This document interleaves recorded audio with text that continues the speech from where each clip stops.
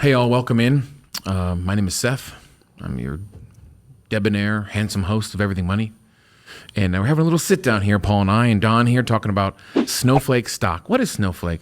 Paul, I figure you call me one of these because I voted for Biden. But in general, it's a cloud-based... You know what's funny? I was going to say, is that your nickname? I was just trying to make up lame jokes, and then you Snowflake has been in the news lately. And usually when there's a hype stock, we like to comment on it as to what's going on. Should it be hyped? This one's interesting, Paul. I brought this up because I think a lot of people might consider this being a hype stock. However, the stock price is drastically down. So I want to take a look at this. We are going to run as much as we can on a very new company, run our 8-hour analysis and get Paul's take on what is the health of this company, where is it going, why people are so interested, and why is Paul's buddy, Warren Buffett, buying so much of this, Paul?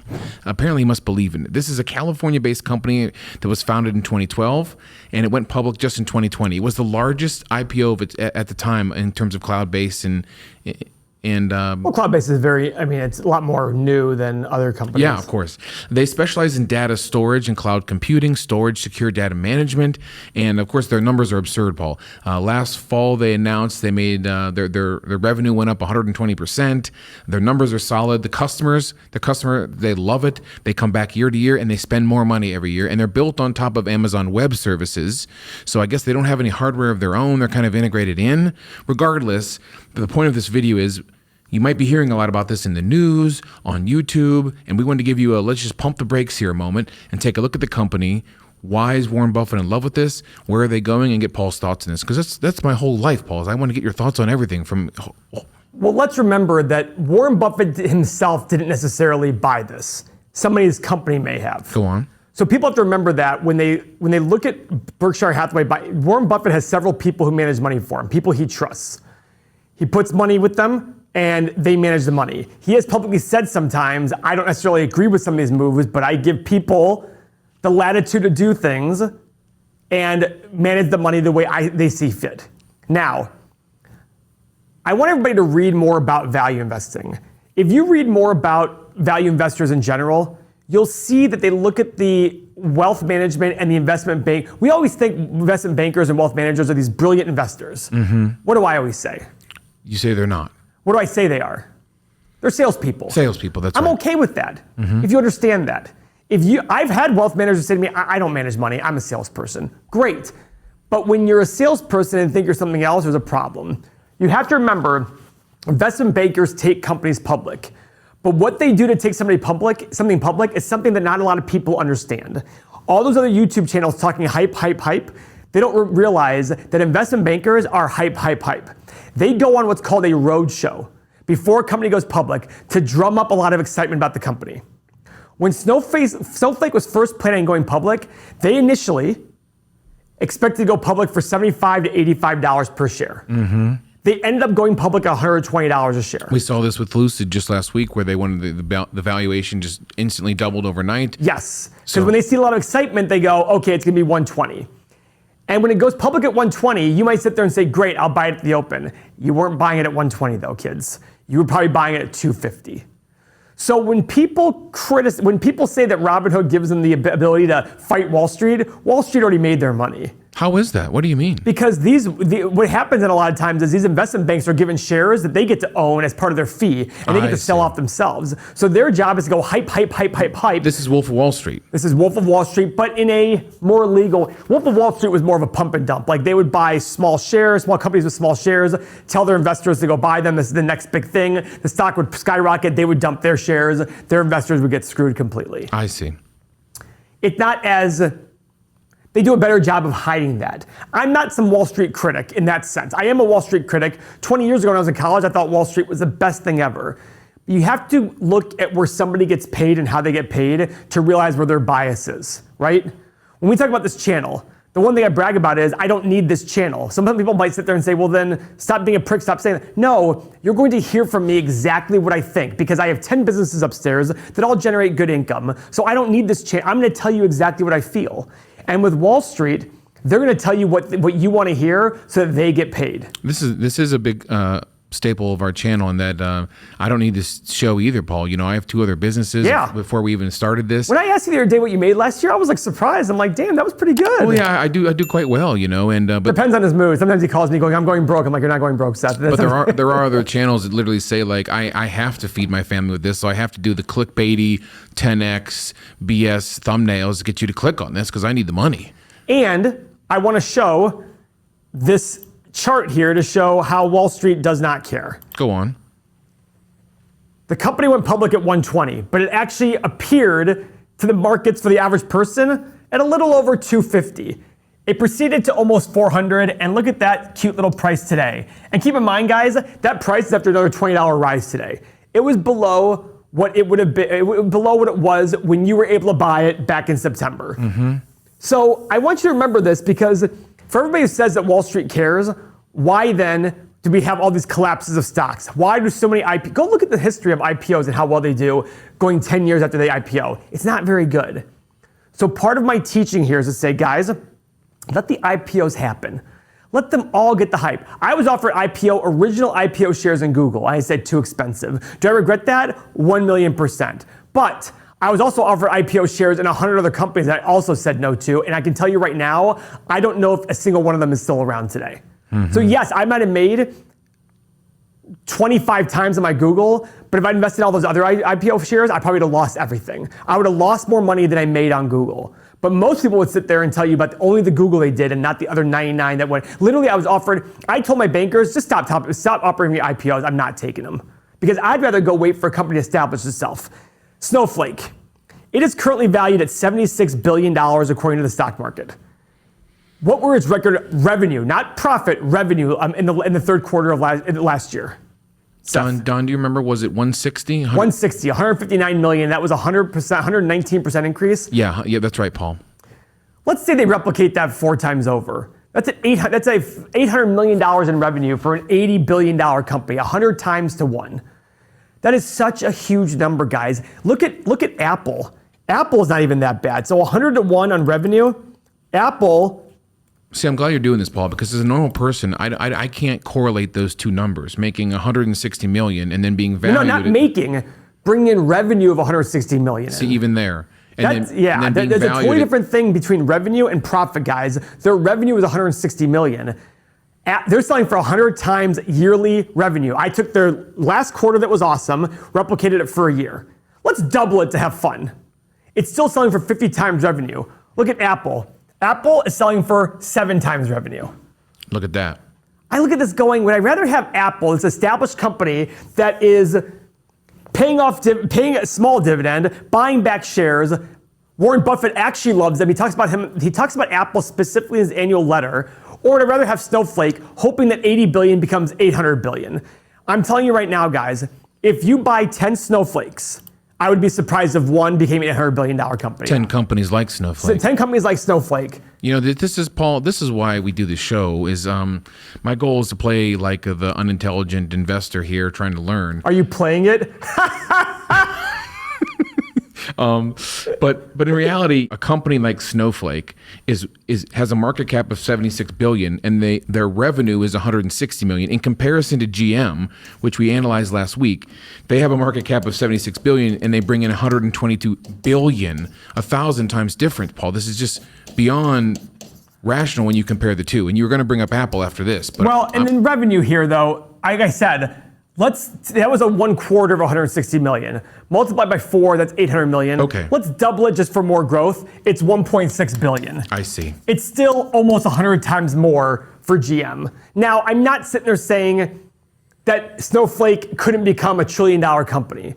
But if you were going to pay $76 billion on 100 companies, hoping like Snowflake, similar to Snowflake, hoping they grow that much, you're going to lose a lot of money. Because if you look at history, these companies do very, very poorly. Very, very poorly. Oh, they have to hit every single metric in the world to even hit their, and how often does that happen, guys? I remember when I was even Amazon, guys, one of the fastest growing companies in the world, they didn't hit their numbers for literally 20 years. Like every projection was miss. Did they still grow like crazy? Yes. But they missed projections every single time. They projected out 5 years saying we're going to be making $5 a share, and 5 years later, they were still losing money. I mean, these are the things that happen. Now, Amazon's doing great, but even Amazon's not doing as well as they projected 10 years ago.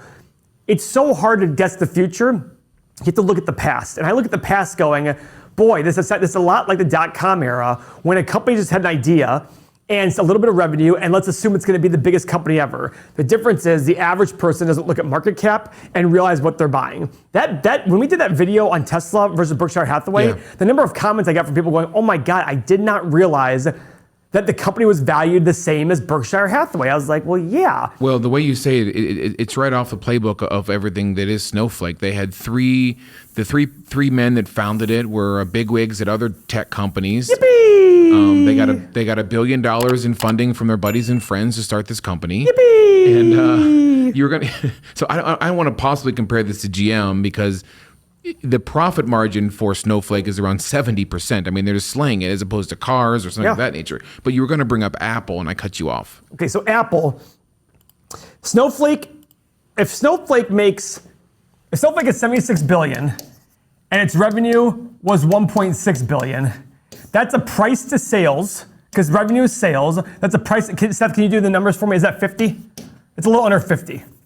45? 48?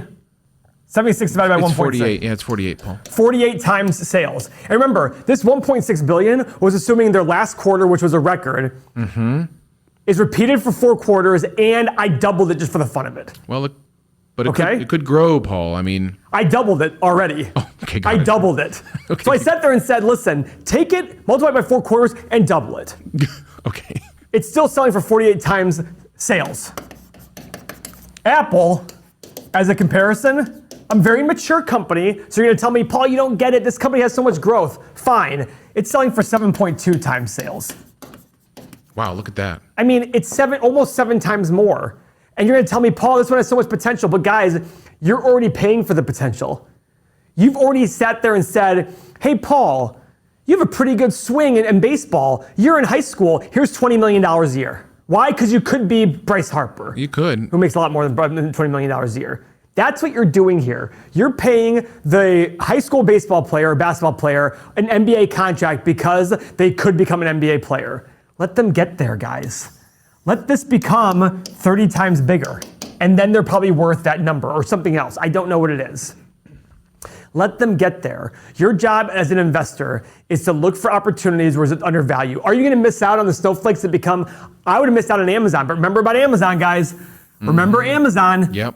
Amazon at the peak of 2000 bubble was $107. It went all the way to $6 before it went back up to $3,600. And it took 20 years to do that.